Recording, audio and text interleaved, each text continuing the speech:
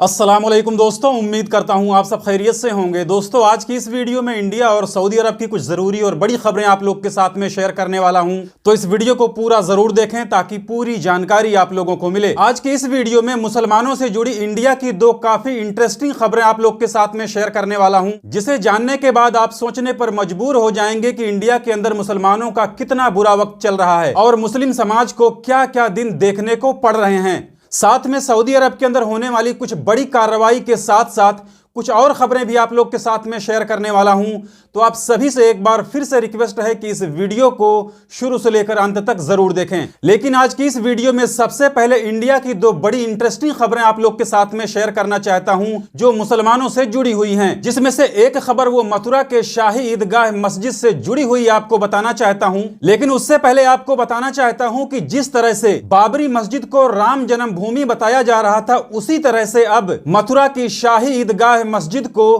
कृष्ण जन्मभूमि होने का दावा किया जा रहा है। हर रोज शाही ईदगाह मस्जिद को लेकर कुछ नई नई अपडेट आती रहती है, तो इसी में कल एक नई और बड़ी चौंकाने वाली अपडेट आई है, जिसके बारे में बताया गया है कि किन्नर अखाड़ा की महामंडलेश्वर हिमांगी सखी कल मुंबई से मथुरा आकर शाही ईदगाह मस्जिद में तांडव करने जा रही थी। तो देखिए, हिमांगी सखी किन्नर बिरादरी की हैं और इंडिया के अंदर किन्नर किसे कहा जाता है ये आप सभी लोग जानते हैं, लेकिन फिर भी वो एक अखाड़े की महामंडलेश्वर हैं, जो कल मुंबई से मथुरा आकर शाही ईदगाह मस्जिद में तांडव करने जा रही थी, जिसकी जानकारी वहां की पुलिस को हो गई, जिस पर वहां की पुलिस उस आश्रम पर पहुंच गई जिस आश्रम में हिमांगी सखी ठहरी हुई थी। और फिर पुलिस ने हिमांगी सखी को शाही ईदगाह मस्जिद में जाकर तांडव करने से रोकते हुए हिमांगी सखी को उसी आश्रम में नजरबंद कर दिया। यानी किन्नर अखाड़ा की महामंडलेश्वर हिमांगी सखी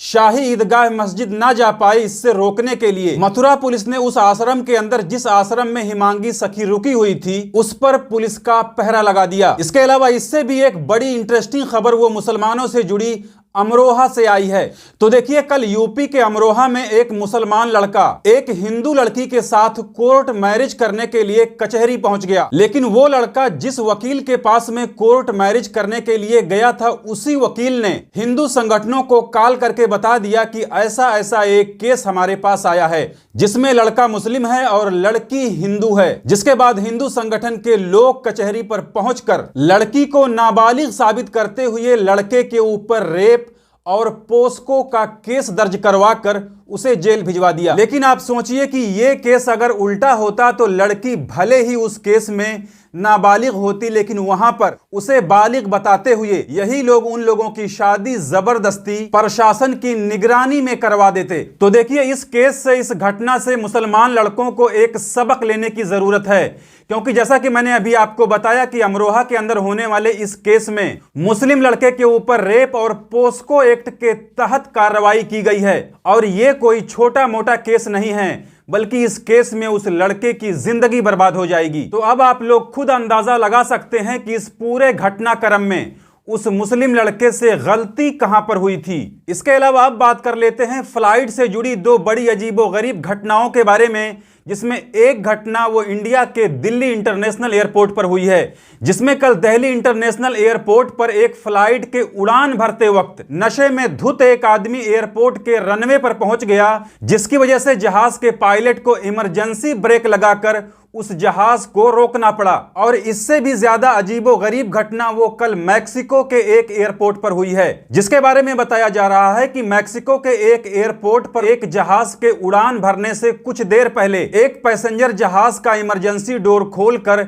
जहाज के पंख पर दौड़ने लगा। हालांकि जहाज का इमरजेंसी डोर खोलकर जहाज के पंख पर दौड़ने वाले यात्री को गिरफ्तार किया गया और उसके ऊपर कार्रवाई भी हो गई। लेकिन इन दोनों घटनाओं में, यानी जो घटना दिल्ली इंटरनेशनल एयरपोर्ट पर हुई है और जो घटना मैक्सिको एयरपोर्ट पर हुई है, इन दोनों घटनाओं का कारण एक ही है और वो वजह है नशा। क्योंकि इस तरह की हरकत कोई नॉर्मल कंडीशन में रहने वाला आदमी नहीं कर सकता, बल्कि इस तरह की हरकतें लोग नशा करने के बाद में ही करने लगते हैं, जिसमें सैकड़ों लोगों की जान जोखिम में पड़ जाती है। इसके अलावा अब बात कर लेते हैं सऊदी अरब की कुछ बड़ी खबरों के बारे में, जिसमें सबसे पहले आपको बताना चाहूंगा कि कल सऊदी अरब के मक्का के अंदर बिना परमिट के चल रहे 4 होटलों को सीज कर दिया गया है और उनके ऊपर भारी जुर्माना भी लगाया गया है। साथ में सऊदी हुकूमत की तरफ से वार्निंग देते हुए यह भी बताया गया है कि अगर बिना परमिट के चल रहे इन होटलों को दोबारा बिना परमिट के चलाने की कोशिश की गई तो फिर उन पर लगने वाला जुर्माना डबल हो जाएगा। इसके अलावा कल जेद्दा पुलिस ने जेद्दा के अंदर एक गैंग के 9 लोगों को एक कंपनी के अंदर चोरी करने के इल्जाम में गिरफ्तार किया है, जिनकी तस्वीर आप यहां स्क्रीन पर देख सकते हैं।